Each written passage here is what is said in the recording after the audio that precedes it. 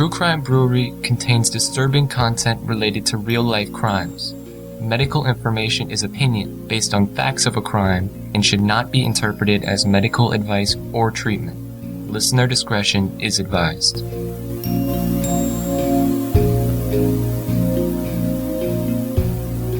Welcome to True Crime Brewery Tie Grabbers. I'm Jill.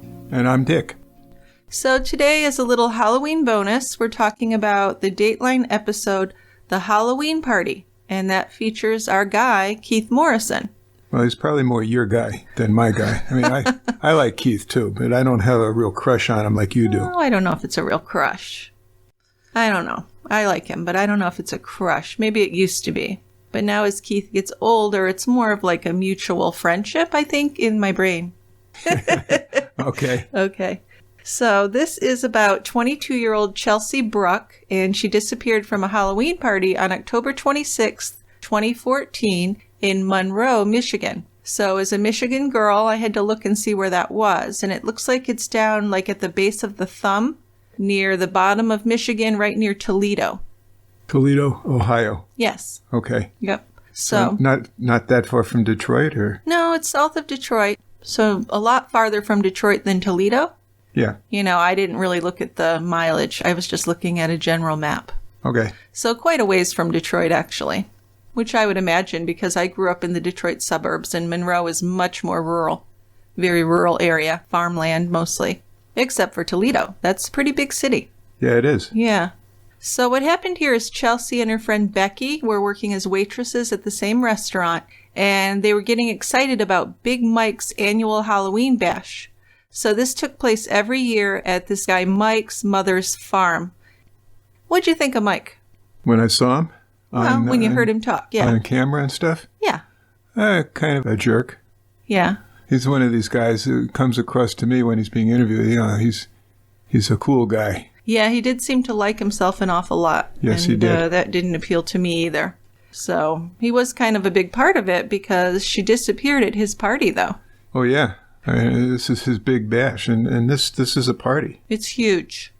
The two girls, Becky and Chelsea, decided to go as Batman villains, and Chelsea decided to be Poison Ivy. She spent a lot of time preparing for this. She took a green bodysuit, hand-sewed fake leaves onto it. And according to Becky, this had taken her months to complete. Well, yeah, she'd taken like plastic leaves and sewn each one individually on there. Yeah. So that's Plus a lot of work. Plus she had a wig. Yes. That was the perfect wig for Poison Ivy. Maroon color. Yeah. Mm-hmm. And she really worked hard on this costume. She did. So she was 22. She seemed maybe kind of a youngish 22. Kind of a sweet girl. Yeah. I mean, one of her friends was a woman who was, 10, 15 years older than her? Yeah. 32, 33. So it seemed to me more maybe a mother-daughter relationship. Well, kind of. But, I'm not happy with her friends. Well, I know. I don't like how they kind of broke up at the party and left this girl alone. I don't blame them for what happened to her, but, that's just not cool. Well, you're getting ahead of yourself a little. I know. So this party, this is a big-time party. 2 huge tents. 7 or 8 heavy metal bands? Bunch, yeah. And there are several hundred people in attendance. I mean, this is a bash. Yeah, and one of the bands was Mike's band. And I don't think they ever said if he played an instrument or sang, but he just seems really high on himself. So he was the lead singer, wasn't he? I had to think so. They dressed up, I think, as Ninja Turtles for the party. The band. Yeah, well, I saw that. Was that for that party or just another clip of them performing? Good question. I assumed it was the party, but it could have been a clip from another time. But it was definitely from a Halloween party with Mike's band. Yeah. So Chelsea was the youngest of 5 kids. She lived at home with her parents in rural Monroe County, in the tiny town of Maybee, Maybee. That's cute, yeah.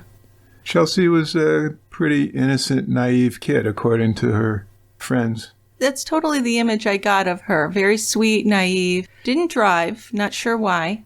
So she was kind of, depending on her friends, is the way I saw it. So they went to this big party, hundreds of people, and I guess it was around midnight when the bands finished playing, and Big Mike said he lit a huge bonfire. There were flames up to 20 feet high, and people were just partying, smoking pot, drinking, maybe other drugs, I'm not sure. But I think that Chelsea did end up having too much to drink. Yes, that's the impression I got. Yes. And what happened during this bash, this big party, Chelsea bumped her nose on a tent pole. And she and her girlfriends were drinking and laughing about it. But after she bumped her nose, Chelsea just wanted to go home.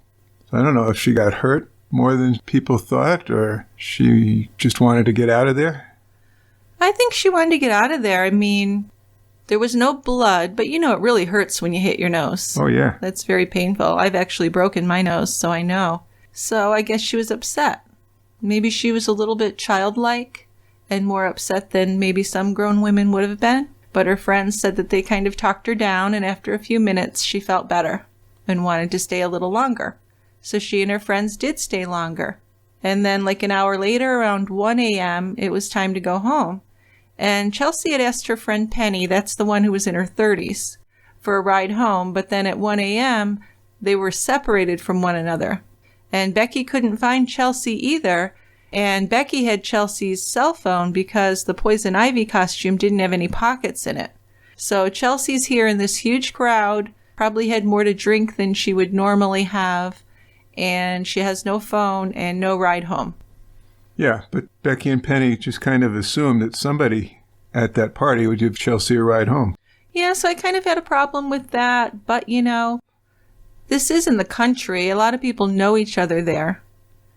And I can kind of see they may have thought that, although in my opinion, a girl's girl does not leave her friends behind, ever. I mean, even if your friend has too much to drink and wants to stay, I'm against it. I think if you go to a party with one of your girlfriends, you're there together, and you go home together until you're both home safe. And I'm an old lady, so that's the way I think, but listen to me, girls, I've lived some life, I know. Because now both women regret leaving their friend behind. They have some serious regrets about this. That's all hindsight now. Well, yes. They didn't have a second thought about it at the party. No. They just said, she'll be fine. She'll get a ride. But later that night, people had seen Chelsea in the dark all alone, apparently crying a few times. And then she just vanished, as Keith said, into the cold night air. Yeah, and then the next day was a Sunday. Penny told her dad how much fun they'd had at the party. Penny and Becky had no idea at that point that Chelsea had never made it home. Becky called Chelsea's mom and left a message because she still had Chelsea's cell phone and she wanted to get it back to her. Now, Becky didn't hear from Chelsea's folks until Sunday night, and that's when Chelsea's older sister called and told her that Chelsea had never come home. Right. Scary. That would bother me, but Becky said, don't worry. She probably stayed at a friend's house. Yeah, so I don't know how many friends Chelsea actually had there. It didn't seem like she had many, but it seems like Penny and Becky thought she did. So that wasn't totally clear to me. Well, and I would also worry a little bit more. I mean, the party was Saturday.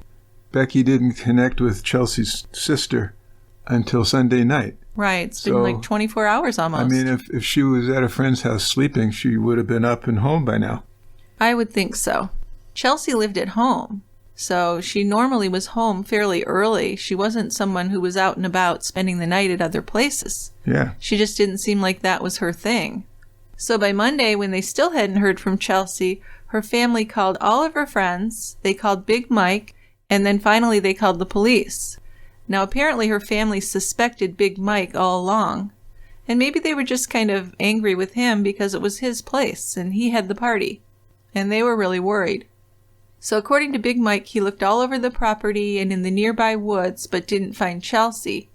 And I guess his dog got injured while they were out doing this, so he went home to take his dog to the vet. And when he got back home, Chelsea's mom was there and not happy at all with him. I imagine she wasn't. So this was a, pretty loving, concerned family. They all came over to Big Mike's property and searched. They actually set up a tent and created a home base for their search. So at least they're taking this very seriously. They know her. Yeah, I'm just wondering what the antipathy towards Big Mike comes from. Well, I don't know. You saw him. He's kind of a douchey guy. Yeah, but there hasn't been anything saying, I know, it's his party. Right. But there's no evidence that he and Chelsea were together at the party or doing anything at the party. No, there's really no evidence at all that he would have had anything to do with it. I mean, the way I saw it, it was kind of his attitude that would have annoyed me if I was her mother. Because didn't he say something about, well, I'm really not her babysitter? You know, something like that, which I didn't like. It was a very dickish comment. Kind of. But I'd be a little more angry with Becky. Yeah. Or Penny. Mm-hmm. But, you know, they were her friends with her. Exactly. And they left her. Well, yeah, you know my opinion on that. I made that clear. Yeah, I'll leave that now. Yeah. But anyway, they're not responsible for what happened to Chelsea, but they could have prevented it if they'd behaved differently, is the way I see it. Yes. So that Monday evening, Chelsea's mom questioned Mike. And she even asked him, do you have Chelsea in your basement or something? Are you hiding her? Did you do something to her? And, you know, it's understandable that he was insulted by that, but at the same time, this is a mom in a panic. So you kind of have to be understanding and put how you feel aside for that, I would think. Yeah. And just understand this is a mom whose daughter is missing. Terrifying. So also that Monday night, Chelsea's friend Penny joined in the search, and she was feeling very bad. But, you know, it was a low crime area, so they were all hopeful that Chelsea would be okay. Her friend Becky worried that Chelsea could have been hit by a car or kidnapped into sex trafficking. I guess that had been a thing in the Toledo area. And she set up a Facebook page to help find Chelsea. Because Becky and Penny are feeling some guilt here, for sure. Oh, yeah. That comes across on the show. It does. I do feel some sympathy for them. So there were volunteer search parties, and they looked at all the local farms and wooded areas without finding anything. And this was a pretty tough investigation. Hundreds of people had been at that party, and they were wearing costumes. So how do you know who's who? In town, the sheriff's office was planning to do interviews, but they didn't have any list of partygoers that they could refer to, and it was more of a person by person. Find someone who was there and ask who they knew who was there. You know, you go from there. Yeah, some people did have video footage and pictures on their phone from the party, so that was helpful somewhat. So Keith discusses the situation with the two detectives on the case, and they talked to Chelsea's family to learn more about her. Her mom let them go through her room to learn as much as possible about her. So these two detectives that they show seemed like pretty caring guys. I was impressed with them because they really seemed to understand that this was someone's daughter, sister, and it was a really difficult situation for everyone. So they seemed pretty committed to helping find her. They knew that Chelsea had nowhere to run off to. She had no boyfriend or anything, and she didn't even drive. So being a runaway was unlikely. Very unlikely. And before the party, she'd even told her mother that she was just going to the party for a couple of hours and would be home that night. So her mom expected her to be home, you know, like 10 or 11 at night. Yeah, and then Becky and Penny also told the detectives that Chelsea did not have a boyfriend. There were a couple of guys that Chelsea kind of crushed on a little bit, but neither of these guys were at the party, and neither of them had seen Chelsea recently. So they were eliminated as suspects. Yeah, then 6 people from the party told the detectives that they had let Chelsea use their phones to contact her friends for a ride home. So actually, Penny, the friend in her 30s, was home when Chelsea called her. And Penny told Chelsea that she drunk too much and didn't think it would be responsible for her to drive out and pick her up. So Chelsea she drove home drunk. I know, probably. I'm not sure how she got home, if Becky drove her, if she drove, but yeah. Chelsea had called her for a ride and Penny turned her down, so that had to add to her guilt, I'm sure. But she did say that Chelsea didn't seem desperate or upset, so she wasn't really worried about that. But then people from the party would say something different. They would say that she was alone by the fire crying and even saying things like, I don't have anyone to take me home. Nobody cares about me. So it seems like a really sad situation for her. It wasn't like she was just going to get a ride with someone and it was no big deal like her friends were thinking. Then a woman called the detectives to tell them that her son had been at that party and he'd seen Chelsea there. He said he had spoken with her about her poison ivy costume, and this was around 3:30 in the morning. But this guy said he had seen a guy hovering over Chelsea like he knew her, and he saw the two walking off together into the darkness. So 3:30, she was wanting to go home at 1. Yeah. I mean, what's going on? So you have to wonder, did some guy kind of get her drinking more with him? What was going on there? Because the party is pretty much over, right? I would hope so at 3:30. Once they got to midnight and lit the bonfires, that was sort of signaling the end. So you figure another hour or two, people are done. Well, you would think so, but she was there at 3:30 and there were other people still there. So maybe it was winding down, but it certainly wasn't over. It's the hardcore. Yeah. So a composite sketch was made of the guy who had been with Chelsea. It was apparently a dark-haired guy with some swooping hair and eyeglasses, but the sketch matched a lot of the guys who attended the party. In fact, in Big Mike's opinion, this guy looked like over 100 people that he knew that had been there. And then he called Chelsea a free spirit and said he thought maybe she had just taken off with a band member. And that's when I'm saying, fuck you, Mike. Really? Really? Well, he's trying to be helpful. A free spirit that would taken off with a band member? That's not the impression I got at all of this girl. No, it's not. It isn't. But again, Mike... You're defending Mike. Well, I'm not defending him exactly. I'm just thinking... I'm hard on Mike. He's trying to be helpful. Uh-huh. Kind of. Yeah. But he's not super cooperative. No, he's not. No. And when he was brought in for questioning, although he seemed cooperative, he wouldn't consent to a search of his house. So they get a search warrant and go through his house, and they didn't find anything. But Mike comes off as a bit of a douchebag because he's complaining about the mess that the police made of his house. See, now you're with me. He does. He seems like the type of guy who doesn't trust, the authorities at all. You know what I'm saying? Well, he's got that beautiful neck beard. Yeah.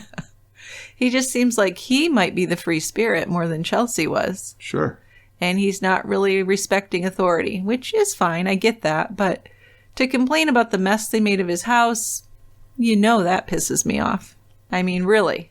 A girl's missing. Don't even start with me about a mess in your fucking house. And maybe it wouldn't have been so messy if you'd agreed to the search. Oh, true. Yeah. So, he said they dug through his fire pit. He had this big fire pit where he had the bonfire, and I guess he'd used it year after year all the time. So it was full of all kinds of soot and stuff, and he said they dug through it for hours, really digging in there. Yeah, but they found nothing. No, so he is kind of a person of interest, but there is, like you said, there's no evidence that he did anything wrong here. But he'd have to be a person of interest just because it was his party. Right. And his property. Yeah, actually his mother's property. Right. Okay. His family's property. Yes. So then a tip came in about a young guy named Harlan Bird. This guy was 19 years old and brought in for an interview because he remembered two guys harassing a female in the parking lot at the party. He said that he had intervened and helped Chelsea get away from them. He even said he had gotten blood on his shirt. Yeah, but then he said he'd put the shirt in the wash. Would they still be able to get DNA if it had been washed? He was just a little odd. More than a little. Yeah. He said he didn't want to leave her out there after he'd saved her, so he put her in a red 4-door car, didn't know whose car it was, and then went back to the party to try and find her friends. He didn't find her friends, and then he said he went back to the parking lot and the car and Chelsea were gone. So Harlan's story really didn't make a lot of sense. No, it doesn't make any sense at all. And of course the detectives are suspicious of him. Yeah, they certainly were. But then Harlan confessed that, I made the whole thing up. I wanted to look like a hero. And in actuality, he didn't know Chelsea, and he'd never seen her. Well, sure, he says that now, but now he's going to be a person of interest just for coming forward. We're going to add him to Mike's person of interest file. So I have to wonder if he was bragging to friends and his mother, and then his mother called the police, and then he was kind of caught with that story. He's 19. He's like, oh, now what do I do? So the police call him in, and he tells them the story. Not a very good liar. And of course they see through it. So now he's kind of got himself in trouble here, or at least being looked at quite seriously. Well, yeah, he got arrested, actually, didn't he? Yeah, he got arrested for lying to the police. That is a crime. He was wasting time in this investigation that could be focused on real things. Right. Rather than listening to his braggadocio. Yeah, it's just silly. So Chelsea had been missing for over a week when her family and friends got together and had a prayer vigil. The search team had left Big Mike's property by then, and they'd set up a headquarters at a vacant bank building. Now, her poor mom was very hopeful that Chelsea was still alive. Very hopeful. Yeah, but what do you think the chances of that are after a week of being missing?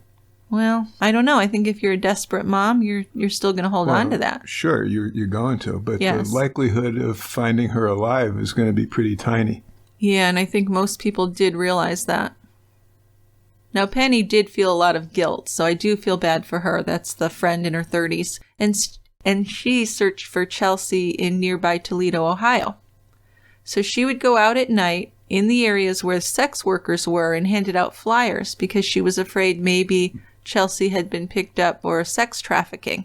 But Penny wasn't as hopeful as Chelsea's mom was. She had a bad feeling. But still, it was a pretty brave thing to do. This was not a pleasant thing to do, and it was dangerous for Penny. Yes, it was. So I think Penny's at least learned her lesson, and she would not leave a friend like that again. Well, that's an experience that's going to stay with you forever. Exactly. It's true. I mean, we all make mistakes, and we learn from them, and that's life. So she learned from that for sure. We hopefully learn. Yes.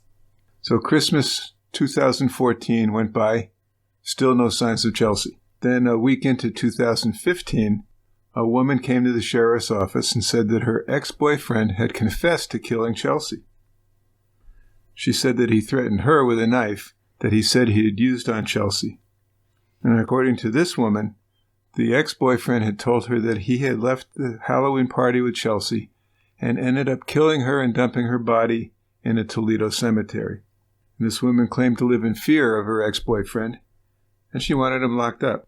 Yeah, so she said, well, I don't want you to interview him and then just let him go. I want to make sure if you pick him up that you lock him up. So the detectives had to interview him. Yeah, maybe she's just trying to figure out a way to get rid of this ex-boyfriend. Yeah, well. Anyway. That's what I thought when I listened to her, and the detectives interviewed the guy, and they brought up the information that had been given to them, but did not mention this ex-girlfriend's name or anything. And he, by himself, came up with the ex-girlfriend's name and said that maybe she was reporting him to get back at him and get him into trouble because she was angry with him. Aha. So, because they hadn't even brought the girl up and he seemed quite credible, they brought her back in. And she did ultimately confess to lying to them. And she was arrested, so what kind of woman does that, right? That's terrible. So we got one guy being arrested for lying and now a woman arrested for lying also. Yes. But not only is she trying to set up an innocent man, but did she even consider, and I bet she didn't, that there's a real killer out there and this girl's family is suffering? Right. And that's very selfish. Very selfish. I don't like it. Yeah, but now we're back to square one. Yeah. We've looked into 2 false tips that Wasted went nowhere. their time, sure. So late March, now we're looking at 5 months after Chelsea's disappearance, a woman called in to tell the detectives that she had found a red Mary Jane shoe. This woman had been cleaning up debris off the county road she lived on when she found the shoe. Yeah, this lady was interesting. She said she goes out and does like a spring cleaning every year because people throw stuff out of their cars on this country road. And she finds liquor bottles, even cases of beer and stuff that young people probably hide there and then don't come back for. Found cameras, all kinds of stuff. So when she found the shoe, it wasn't like that surprising to her. Yeah. She had a trash bag with her. She tossed that shoe in the trash. But then that night, when she told her husband about it, he told her, "Gee, honey, do you think that might belong to the missing girl?" And she said, "Oh, I don't think so," but he was right. Because detectives sent a photo of the shoe to Chelsea's mom, who identified the shoe as Chelsea's. So good thing that husband said something. Yeah. A good clue to get. Well, it is, but at the same time, that really kind of sapped all the hope out of Chelsea's mom. Because why would her shoe be out there? Exactly. If she was okay? And 10 miles from Big Mike's, a young man named Eric Kassab and a friend of his were out looking for scrap metal to sell because they needed money quickly. And they came across an abandoned building. Inside the building, Eric turned over an old piece of plywood, and he saw it look like a fake plant and a maroon wig. Now, he and his friend realized that it was a poison ivy costume, but then they left it behind and forgot all about it. So calling it an abandoned building is generous, right? This was just a dilapidated set of walls. The roof was all caved in. Yeah, abandoned is a nice way of putting it. Right, but it is the kind of place where you might find old pipes or something that you can, use for scrap metal. But they hadn't heard about Chelsea yet, apparently. And they even thought about taking the costume because they thought it was kind of neat, but then left it. And they definitely thought the maroon wig was just kind of creepy to find a wig like that, and didn't even touch that. Because when something like that is out there, it almost looks like a dead animal or something. Oh, yeah. It's yucky. So these two guys forgot about it, but then it was like a week later when Eric saw a poster for Chelsea, who's missing, and in the picture she's wearing that costume. Yeah. But still, Eric was hesitant to report it. He told Keith Morrison that he had touched the costume, so he was afraid that maybe his DNA was on it. And as a young guy who was out there, he was afraid maybe he would be a suspect. But well, he would have been. He would have been. But his sister, a better person than he, saw him that Easter and insisted that he call the police or she would. So good for her, and Eric did call the police, so good for him. Good for him. Now, one really bad thing was that the costume had been ripped at the crotch and the straps. So that kind of makes you think there was some kind of sexual assault. You would think. Yes. Detectives searched that whole area but found nothing else related to Chelsea. They did interview Eric, and he denied knowing Chelsea at all. He said he was at home with his young daughter on the night Chelsea disappeared, and he willingly did give the police a DNA sample. And then the detectives decided to take another look at Harlan Bird. And it was mostly because he lived about 100 yards from where the costume had been found. Well, I'd sure look at him at that point. Well, yeah, it does seem like a big coincidence, doesn't it? Right? Yes. Harlan came back in for an interview, and he denied having anything at all to do with Chelsea's disappearance. He agreed to take a polygraph test, which he passed. And they sent a sample of his DNA to the lab and let him go. It didn't sound like it was going to be him. No, it didn't. So April 24th, 2015, it's about 7 miles from Big Mike's farm, and a man who was excavating his property where he was planning to build a house found a dead female body. So he was upset. He'd heard about Chelsea, and he guessed it was probably her. Can you imagine? No, he was freaked out, and I don't blame him. You're putting some landfill in to build you a nice new house, and there's this dead person. I don't know if I could continue building there. Pretty horrific. It would freak me out. I'm not sure I would do that. Yeah, it's upsetting. And he did sound upset. They did play his call on the show. So the crime lab and the detectives, of course, went out to where the body was, and they saw that she had been covered up with logs and branches. And it was ominous that they also found one plastic leaf there, which was part of Chelsea's poison ivy costume. Yeah, I mean, they don't have a definitive answer yet, but that sure would be suspicious. Yeah, I mean, I think they felt like 98% sure it was her. It wasn't conclusive, of course, but, the blonde hair, the leaf. Yeah. Well, they felt sure enough that it was her that they went to Chelsea's house to tell her family so that they would hear from them before they saw the story on the news. Exactly, yeah. So the family, understandably, was quite devastated, as were her friends. And the very next day, dental records verified that the body was Chelsea. Yeah, so really a tragedy. And now it's officially a homicide. So the state lab called with the DNA results from Chelsea's costume. Her DNA was on the costume, as well as an unknown male's DNA. So Eric Kassab and Harlan were both cleared. They didn't match. So the detectives went back to guys who had been at the party and started asking them to give DNA samples. But guess who refused to give a DNA sample? Your favorite douchebag, Big Mike. Yes. He didn't want his DNA in a database. So I get it, he's one of these non-trusting, don't trust the man guys, but come on.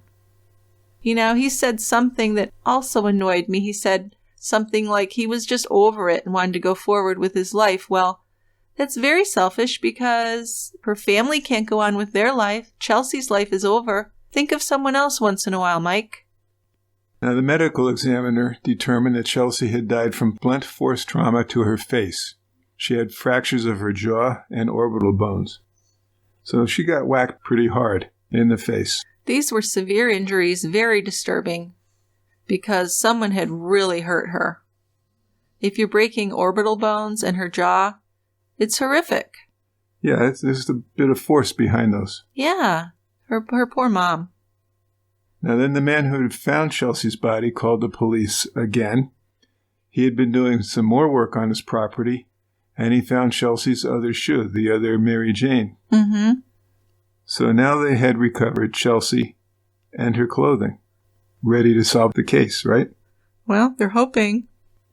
Then in June of 2016, detectives turned over pictures of a guy from the party to the TV and the media people. And this guy had been brought to their attention in another tip. He had showed up at around 3 a.m. on the night of the party at a trailer near where Chelsea's shoe had been found. So this was a white guy, a young guy, who wanted to stay at this stranger's place, this trailer. He was just super drunk. And the homeowner told him to leave, but then the man slept on his porch for a few hours. But in the morning, when the homeowner came out, he found that the man had left behind a vest. And in the vest, he found a pocket knife and some rope. So the man came back for his vest the next day and then left. But video from the party had a man in a vest dancing around. So this was likely him. And another thing, this guy resembled that original sketch.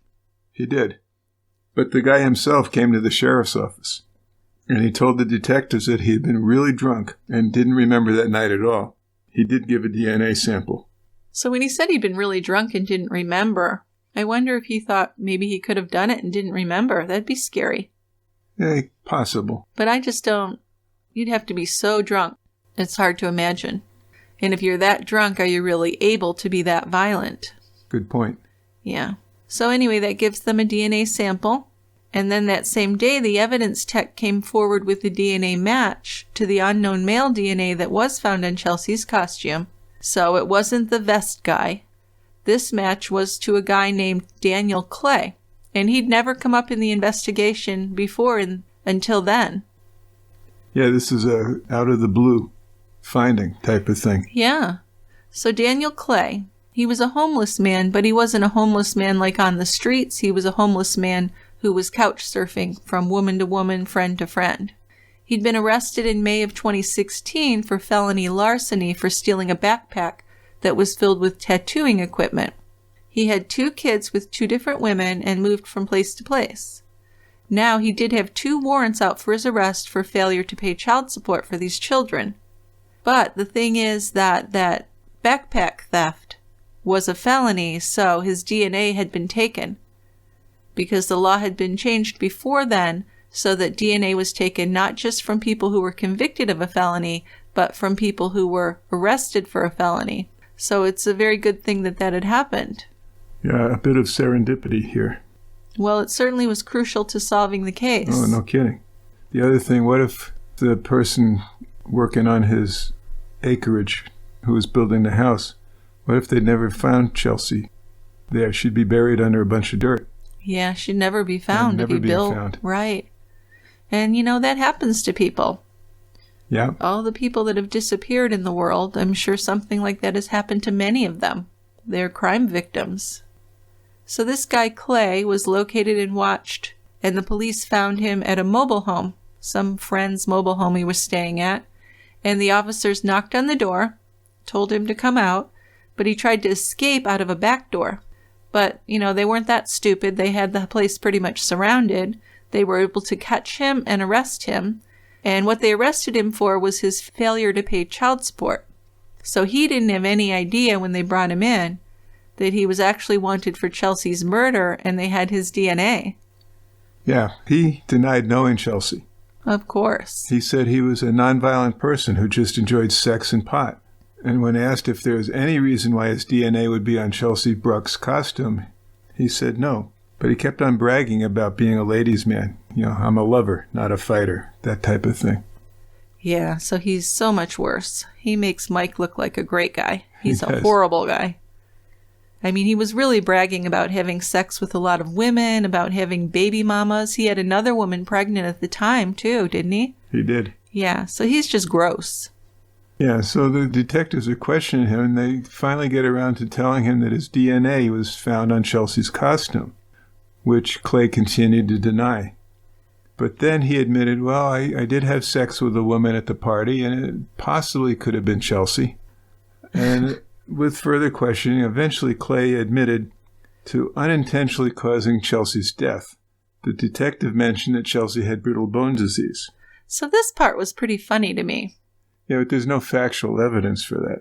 No, it's the police are making stuff up to get him to respond, which they do, and it's fine. They're allowed to do that. And he did respond. He did, but this one I thought was pretty smart. I don't know how they came up with it. And Clay was a pretty dumb guy to fall for it. Yeah, fall for it he did. He said, oh, yeah, maybe I unintentionally broke her facial bones. But then he insisted he'd never tried to hurt her. No, like they were just having sex and he accidentally crushed her skull, Yeah. Well, didn't he say maybe she hit her face on the car door? Oh, probably. He said a lot of shit. Or when he was carrying her on some logs. There's all sorts of bull. Well, yeah, he tried to say, well, maybe those bones were broken when he was hiding her and throwing logs on top of her body, which is a horrible image in and of itself. But he did say that he choked her, but she'd actually died from the blunt force trauma. But still, this guy insisted that he never tried to hurt her. This was just a sexual encounter. Exactly. Now, detectives got Clay to open up by using the brittle bone idea, which wasn't true. And now Clay told a new story. What's this, the third story? At least. I mean, we saw little clips, but they were interrogating him for a long time. Clay said he saw Chelsea walking down the road when he left the party. He offered her a ride, he said, and then things got kinky between the two. Clay said that Chelsea asked him to choke her. He said they had sex for a minute, and then she went limp. He attempted CPR, but it didn't work, so he freaked out. Now, he didn't ever think of going to a hospital or calling 911. He just was trying to decide or figure out what can he do to get rid of this body. And I think this mostly happens in the movies with an accidental death. A lot of killers use that excuse, like, oh, I pushed her, she hit her head, and then I freaked out, I didn't know what to do. So I cut her body into a million pieces, But I really think that doesn't happen in real life. No. If you're hiding a body, you've done something wrong. There's no reason to hide her body if you didn't do anything wrong. You would get help. That's what a normal person would do. That's what a normal person would do. So Clay said he took her out by some railroad tracks and covered her body with branches and logs. But he never explained how her costume had ended up at that abandoned building. So I don't think detectives ever got the whole truth about this. We don't know how that happened. I mean, we can guess that that's where he took her and assaulted her. No, in a coincidence, the mother of one of Clay's children also worked at the same restaurant where Chelsea and her friend Becky worked. And this woman cried to Becky, and they cried together over what had happened to Chelsea. Well, yeah, the woman felt really bad. Well, because sure. she'd been in a relationship with this guy. Of course, it wasn't her fault at all. No. So Daniel Clay pleaded not guilty. He went on trial for murder in May of 2017, and the prosecutors had to prove that Chelsea's death was murder and not accidental. They believed that Chelsea turned him down for sex, and he killed her. Clay claimed that after about 30 seconds of choking her, Chelsea had died. But that's not long enough to strangle someone enough to kill them. And it certainly didn't explain her massive facial injuries. Right, so if he's choking her for 30 seconds, she could pass out from that. She could pass out, but she wouldn't die. You'd have to keep doing it for what? At least 3-4 more minutes? It's Yes. a long time. It's a long time to hold someone like that. An eternity when you're doing it. I would imagine. Plus, she had massive facial injuries. Massive. Yeah, and Clay tried to say that those injuries could have happened because he was dragging her body Or maybe it occurred because he was throwing logs on top of her body. Right, or maybe he hit her with the car door, like you mentioned earlier. Yeah. He said that. All bullshit. Absolutely. Prosecutors had experts who testified that Chelsea could not have torn her costume the way that it had been torn by herself. But Clay had claimed that she took it off willingly for consensual sex. But it's believed that Clay had torn her costume while attacking her and may have even used a knife. So the prosecution showed jurors Chelsea's costume, and inside it had large blood stains. So that proved that she hadn't been naked when she'd been bludgeoned. She'd been severely injured with the costume still on her. So that just tells us that he beat the hell out of her while she still had it on. Yeah, not consensual. Not at all. So Clay himself took the stand, and he was a disaster. I guess that's the nicest way to put it. He said he panicked when Chelsea died. He had never intended to kill her. He said he felt terrible and thought about Chelsea every day. You know, that's just not true, because a lot of time went by before he went to the police, and he didn't go to the police willingly. He was arrested trying to run away from the police. Right. So he would have been fine living the rest of his life and never telling anyone where she was or what had happened to her. Absolutely. He would have let everyone who loved her wonder for the rest of their lives where she was. So he did not give one shit about her. He's a horrible, horrible person.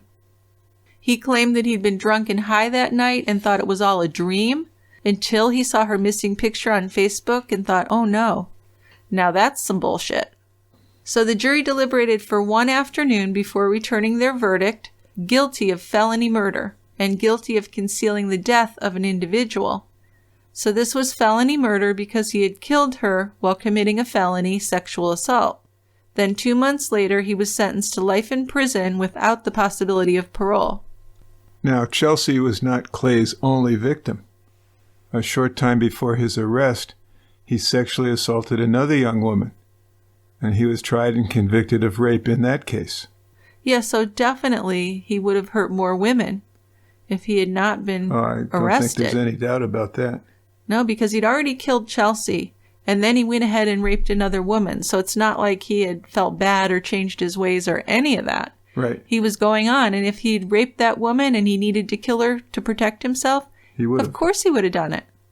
So this is a guy who could have become a serial killer and was stopped. But unfortunately, Chelsea had to die for that to happen, and that's a real tragedy. Totally.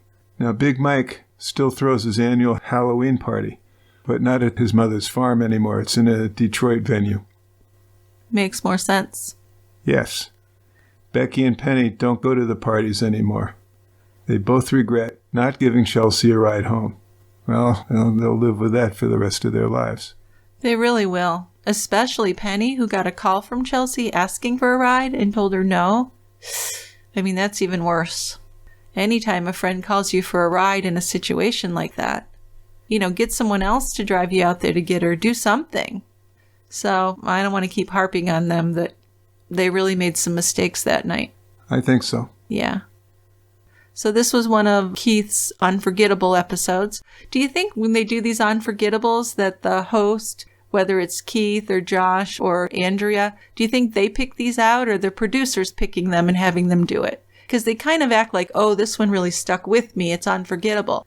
Yeah, but is that real? I would think that the host, or whatever you want to call him. You're naive, though. I think they pick them out. Okay, I like to think that. Because the other one that we saw with Keith about the man who talked to dogs, we did that in August or something. We talked about that. Yeah. Keith did seem really interested in it, but, he's good at it, so it's hard to tell. Keith is really good at coming across interested, whether he is or not, I think. Well, I'll leave it at face value when they talk about unforgettable cases, and this is one of the unforgettable ones for me. I'll leave it at that. Well, the ones that we've covered are pretty detailed, interesting stories, so yes, I would agree with that. And they're all the 2-hour ones, I believe, too. Oh, I don't pay attention to that. No, because the time just flies. Right. Right. Okay, well, let's come back and do this again next month. Sure. All whenever right. you want. Okay, maybe next month we'll look for a Thanksgiving one. A Thanksgiving one? Yeah. Then we can do a Christmas one. Yeah. And a Kwanzaa one, maybe? Maybe New Year's. I don't know. We'll see. All right. Anyway, we'll be back with a regular episode soon. And thank you so much for listening. And happy Halloween, everybody. Be safe out there. That's right. And drive your friends home when they need to. Yes, for God's sake. Don't leave your friend.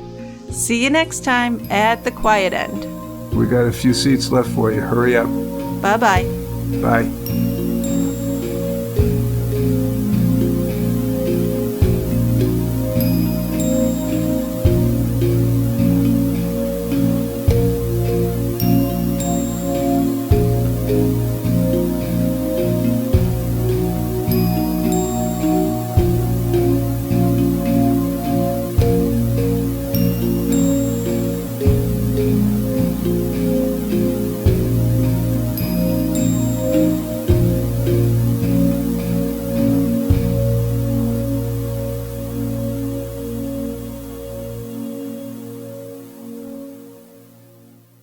See you next time. See you next. At the quiet end. See you. Stop talking over me.